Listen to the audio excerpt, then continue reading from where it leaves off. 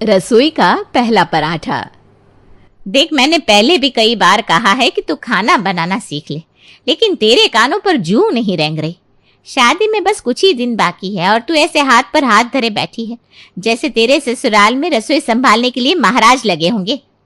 अरे मम्मी, आप क्यों चिंता करती हो? किसने कहा आपसे कि मुझे खाना बनाना नहीं आता? अरे इतनी तरह की डिश बनाना मैंने सीख लिया है, अब और क्या चाहिए आपको? बेटा, ये डिश विश सब अपनी जगह है और रोटी सब्जी बनाना अपनी जगह। चाहे जितने तरह के पकवान बनाना सीख लो, लेकिन अगर तुम्हें रोटी बनानी नहीं आती ना तो कोई फायदा नहीं इन पकवानों का। महीने के 30 दिन कोई व्यंजन नहीं खाता, रोटी खाकर ही पेट भरते हैं लोग। अरे मम्मी, सब लोग आपकी तरह नहीं सोचते हैं। मॉडर्न जमाना है, रोटी सब्जी दाल चावल पर जीने वाले लोग खत्म हो गए अब दुनिया से। आजकल लोग नए नए तरह का खाना खाते हैं और कितनी वैरायटी है खाने में, चाइनीज, साउथ इंडियन, कॉन्टिनेंटल। लेकिन आपको तो अपनी दाल रोटी ही समझ में आती है। नाश्ता बनाने को कहो तो पराठे बना देंगी, खाने की बात होगी तो रोटी सब्जी बना दोगी, बस हो गया। अरे आपकी बेटी ने इतनी तरह के व्यंजन बनाने सीखे हैं, आपको तो प्राउड होना चाहिए अपनी बेटी पर। ऊपर से आप दिन रात मुझे ताने मारती रहती हो, रोटी बनाना सीख ले, रोटी बनाना सीख ले। अरे कोई रॉकेट साइंस है क्या रोटी बनाना? अगर मैं इतने तरह के व्यंजन बनाना सीख सकती हूँ तो क्या रोटी बनानी नहीं आएगी मुझे? बेटा, मैंने कब कहा कि तुझे रोटी बनानी नहीं आएगी? लेकिन बनाने से तो आएगी ना। तूने आज तक एक भी बार ट्राई किया रोटी बनाने का? हमेशा यही बोलती है, मेरे हाथ गंदे हो जाएंगे, उंगलियों में आटा चिपक जाएगा। रोटी बेलने को कहो तो कहती है गोल गोल मुझसे नहीं बेली जाती, चकोर खा लोगे तो क्या हो जाएगा। अरे बेटा, तुझे आज तक रोटी बनानी नहीं आई तो पराठे क्या ही आएंगे। पहले रोटी बनाना सीख ले, उसके बाद पराठे सिखा दूंगी। मम्मी, 1 महीने में मेरी शादी है, अब मैं बचे हुए दिनों में अपनी शॉपिंग पूरी करूं या घर में बैठकर पूरी पराठे रोटियां बेलना सीखूं? अरे ठीक है ना, वैसे भी सिंह परिवार में मैं कोई इकलौती बहू नहीं हूं। मुझसे पहले भी एक बहू है वहां पर और मुझे पक्का पता है उन्हें तो रोटी बनानी आती होंगी। मैं जाते ही खाने की सारी जिम्मेदारी अपने ऊपर ले लूंगी, बस रोटी बनाने के लिए अपनी जिठानी को बोल दिया करूंगी। हो गई ना प्रॉब्लम सॉल्व। और चलो अगर मान लेते हैं वर्स्ट केस में मेरी जिठानी को भी रोटी बनानी नहीं आती होगी, तो मैं रोहित से बात करके कुक लगा लूंगी। इतने पैसे तो कमाती है आपकी बेटी, अब टेंशन क्यों ले रहे हो मम्मी? सब मैनेज हो जाएगा, आप बस चिल मारो। ये लड़की इम्पोर्टेंस ही नहीं समझ रही बात की। कल को जब ससुराल में जाकर ताने पड़ेंगे ना तो सास तो यही कहेगी माँ ने कुछ बनाना सिखाया नहीं। लेकिन माँ करे तो क्या करे, माँ की कोई सुने तब ना। ठीक है भाई, तुम आज के जमाने की लड़की हो, 4 पैसे कमाती हो तो हर चीज को पैसों से तोल देती हो। दिव्या की मां रंजना अपनी तरफ से बेटी को समझाने की पूरी कोशिश कर रही थी, लेकिन दिव्या मामले की गंभीरता को समझने को तैयार ही नहीं थी। खैर, ये 30 दिन का समय भी जल्द ही बीत जाता है और दिव्या शादी करके सिंह परिवार में पहुंच जाती है। शादी के 2 दिन बाद।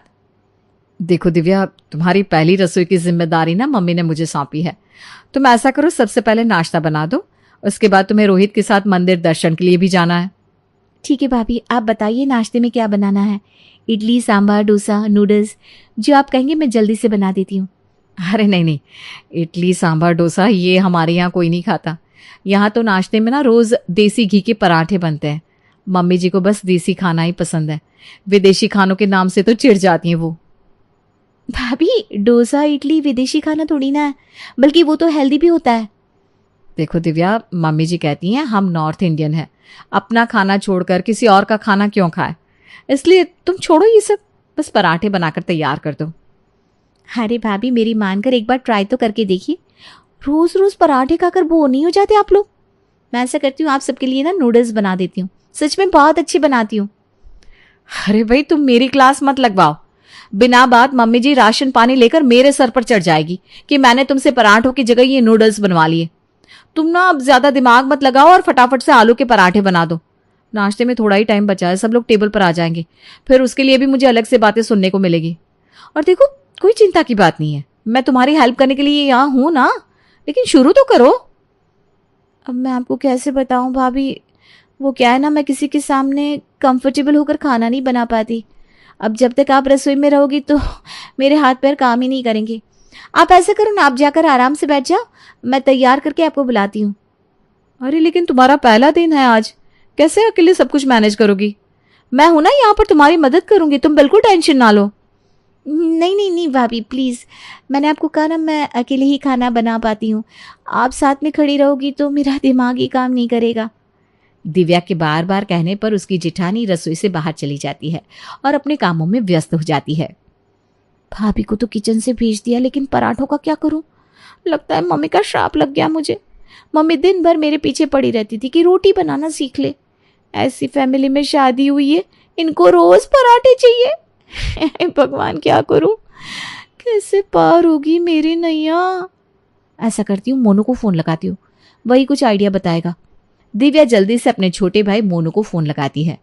ए मोनू, प्लीज मेरी हेल्प कर दे, मैं बहुत बड़ी प्रॉब्लम में फंस गई हूँ। अरे दीदी क्या हो गया, आपके ससुराल में सब ठीक है ना? अरे सब ठीक है, मेरे ससुराल में आज मेरी पहली रसोई है और मेरी सास ने मुझे देसी घी वाले आलू के पराठे बनाने को बोला है, लेकिन तुझे पता है ना मुझे रोटी पराठे बनाना ही नहीं आता। अच्छा अच्छा अच्छा, ये बताओ तुम्हारे ससुराल में कोई बैकडोर है क्या, या कोई खिड़की जहां से मैं चुपचाप आकर तुम्हें पराठे दे जाऊं? हाँ है ना, मैं बैकयार्ड का दरवाजा खोलकर सामान ले सकती हूँ। तो बस आप टेंशन छोड़ दो, आधे घंटे में मैं पास के ढाबे से आलू के पराठे बनाकर लेकर आ रहा हूँ। जब मैं आपके फोन पर मिस्ड कॉल दूं ना, तो चुपचाप जाकर पीछे का दरवाजा खोल देना। थैंक यू भाई, तूने तो आज मुझे बचा लिया। जैसा कि दिव्या ने प्लान किया था, कुछ देर बाद उसका भाई उसे बने बनाए पराठे लाकर दे देता है और दिव्या वही पराठे ससुराल में सभी को खिलाकर अपनी पहली रसोई की रस्म पूरी कर लेती है। अरे भाई वाह दिव्या, तुमने तो बहुत जल्दी और बहुत ही बढ़िया पराठे बनाए। मुझे भी रेसिपी बताना अपने पराठे की। मैं तो इतने सालों से पराठे बना रही हूँ, लेकिन ऐसे पराठे बनाने मुझे भी नहीं आते। अरे भाभी क्या आप भी, मेरी ऐसी कोई स्पेशल रेसिपी नहीं है, वो ऐसे ही अच्छे बन गए होंगे। मुझे तो अभी आपसे बहुत कुछ सीखना है, मैं आपको क्या रेसिपी बताऊंगी। चलो आज तो इज्जत बच गई, लेकिन अब जल्दी ही कुछ इंतजाम करना होगा, वरना पोल खुलते देर नहीं लगेगी।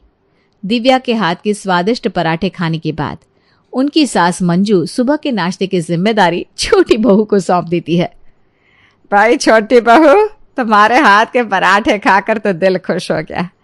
देखो ऐसा नहीं कि बड़ी बहू पराठे अच्छे नहीं बनाती, पराठे तो वो भी बहुत स्वादिष्ट बनाती है, लेकिन तुम्हारे हाथों में ना अलग ही ताजगी है।